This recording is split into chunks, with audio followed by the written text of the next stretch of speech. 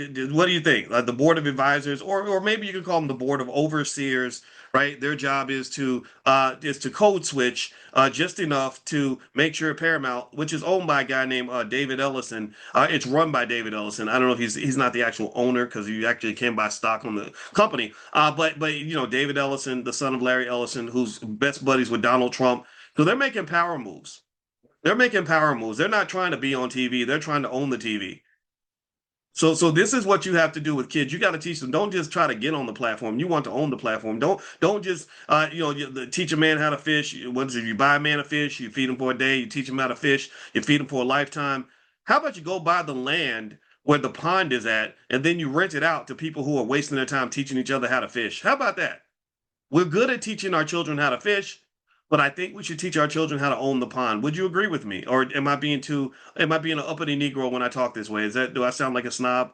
Do I sound like, I hope I'm not putting nobody down when I talk like this. All right. So anyway, let's move on. Carl Lamel, he was a clothing bookkeeper. He started Universal Studios. How many of y'all heard of Universal Studios? Um, let's see, Louis B. Mayer, he started MGM. You know MGM. William Fox started Fox. He put his last name on it, and it's still there. Fox News, Fox Studios, 21st Century Fox, Fox, Fox, Fox, Fox, Fox, Fox, Fox, Fox, Fox. You know Fox. Um, the Warner family created Warner Brothers. They were butchers and bicycle repair people, and they started Warner Brothers.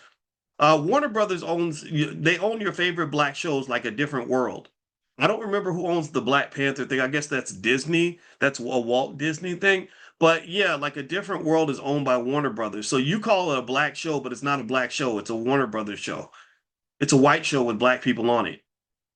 Harry Cohn, he was a vaudeville hustler. He was a salesperson on vaudeville. He started Columbia Pictures.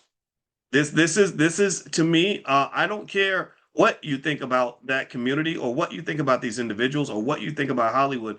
I saw this and I just saw power. I didn't see good people. I didn't see bad people. I saw powerful people.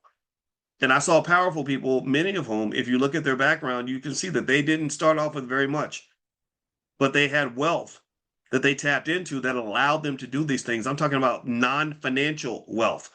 I'm talking about cultural wealth. Let me ask you this before I move on to the next slide. How many of you would agree that black culture is marketed and sold around the world to the tune of hundreds of billions of dollars?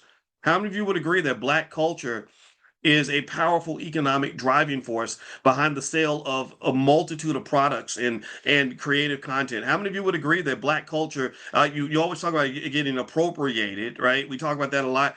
Let me tell you something, a conversation I had, and I don't know if I'm gonna get in trouble for saying this, but I got to say it because God is telling me to say it. But it's not me revealing anything, but it might be. So I'm gonna say it anyway and just let and then try to see if I can clean it up.